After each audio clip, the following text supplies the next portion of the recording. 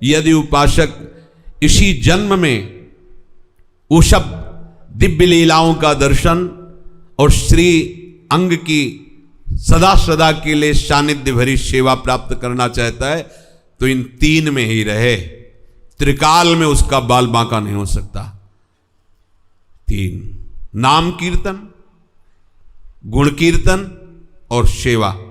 बैठा लीजिए, कभी नाम कीर्तन अंदर भी होता है, बाहर बंद है मुख। गुण कीर्तन कभी अंदर भी होता है। हम खाली ने तीन बातें पकड़ लो, ज्यादा विस्तार में पकड़ने की प्रेमियों की क्षमता भी नहीं होती। हम कभी भी हों तो तीन में हों, नाम कीर्तन, गुण कीर्तन और सेवा। इसके अलावा हमारा एक भी क्षण नहीं, एक भी क्षण नहीं। अब अपनी दिनचर्या को जांचिए, नाम चल रहा है या लीला गायन चल रहा है चतुराशी जी का, अंदर भी बाहर भी, और सेवा में एक क्षण आप बैठे हो तो इन तीन में एक में जरूर होना चाहिए। आप लेटे हो तो तीन में एक जरूर होना चाहिए। आप क्रियान्वित हो तो जांच करो ये स्वसुख वांछा से क्रिया है या सेवा है। अगर श्री जी के निमित्त लेकर के है, श्री जी के लिए है तो वो सेवा है। अगर अपनी वासना की पूर्ति के लिए है फिर वो कर्म होगा। अगर हमारे द्वारा ऐसे कर्म होते रहेंगे और हम नाम और लीला गायन से विमुख रहेंगे तो हमको ये लाभ नहीं मिल पाएगा। जो प्राय लोग पूछते हैं कि ब्रजवास कैसे करें, तो ये तीन बातें खास हैं, खास तीन बातें हैं जो करना है। नाम कीर्तन, गुण कीर्तन और सेवा। और जो नहीं करना, अभिमान नहीं करना। वृंदावन इह विधि बसे तज के सब अभिमान, तृणते नीचो आपको जाने सोई जान, नहीं करना। दूसरा, यहां पहचान नहीं बनानी। वृंदावन वास का लाभ वही ले पाए जो वृंदावन ऐसे रहे मनो चिन्हारो नाही, बगल से निकल गया हम जानते भी नहीं, किसी को भी नहीं। मनो चिन्हारो ना है, पकड़ो ना।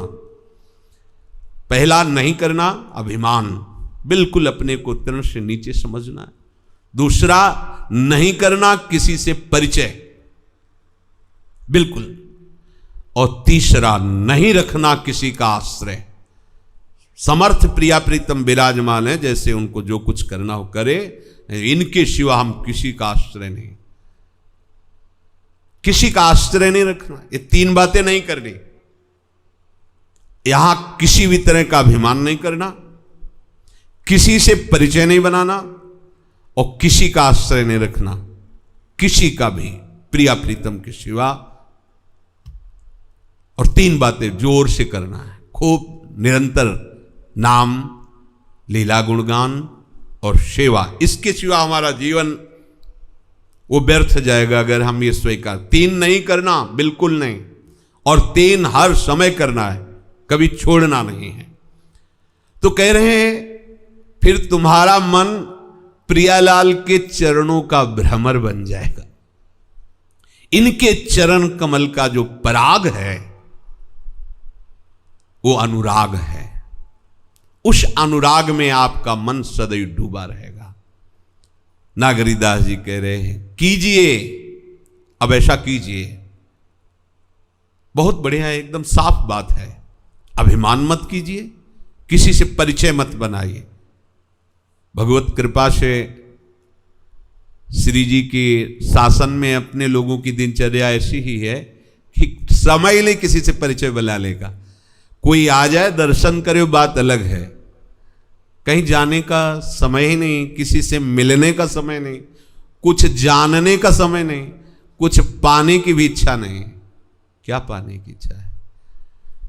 सुबह आँख खुलती है तब से लेके शयन तक इतना क्रम बना हुआ है कि अगर हमें कोई दिनचर्या शरीर संबंधी करनी तो उसको भी रोकनी पड़ेगी। अब कैसे रुके तो ही हो।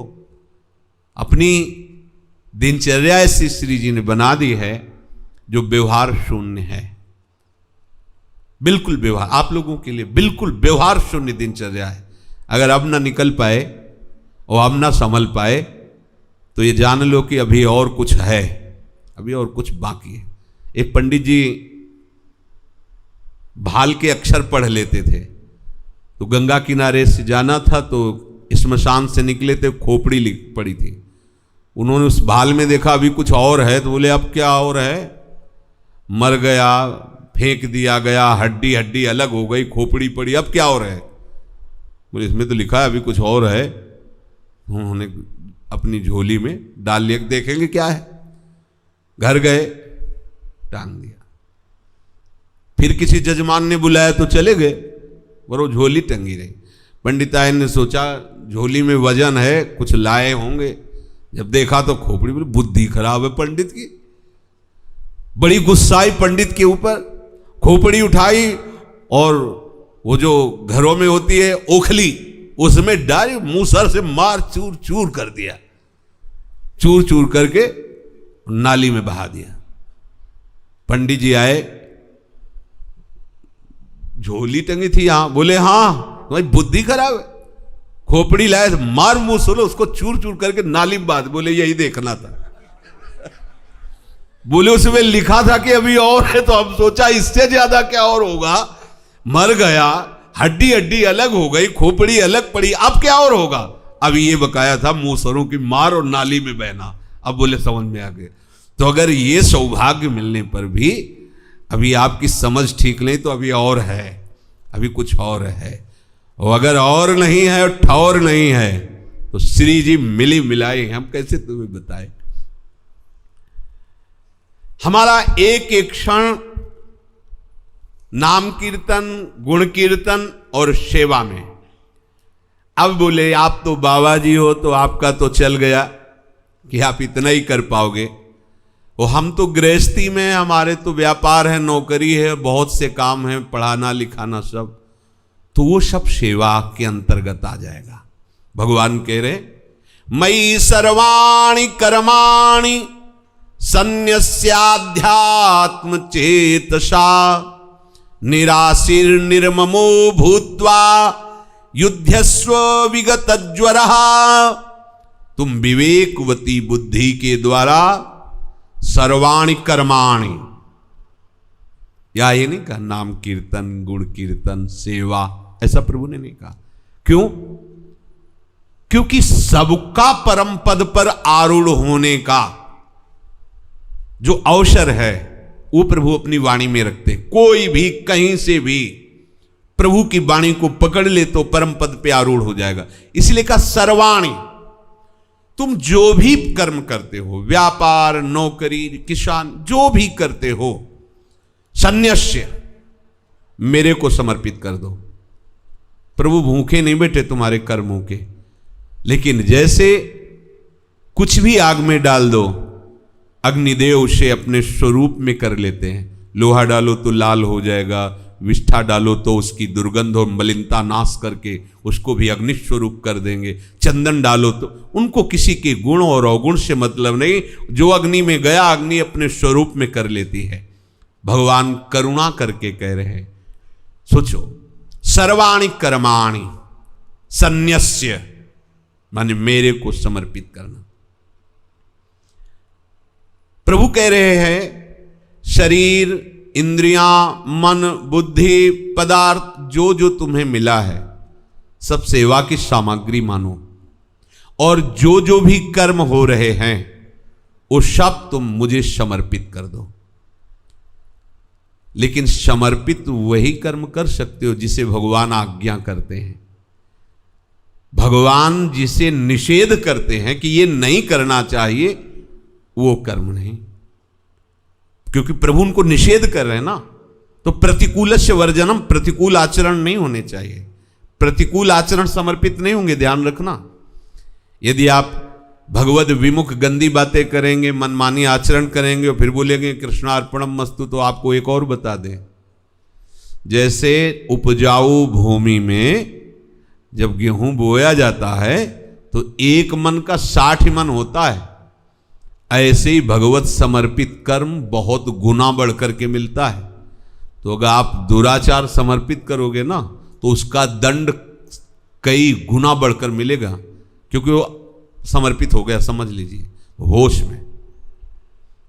गुण तुम्हार समुझे निज दोषा, जय सब भांति तुम्हार भरोसा।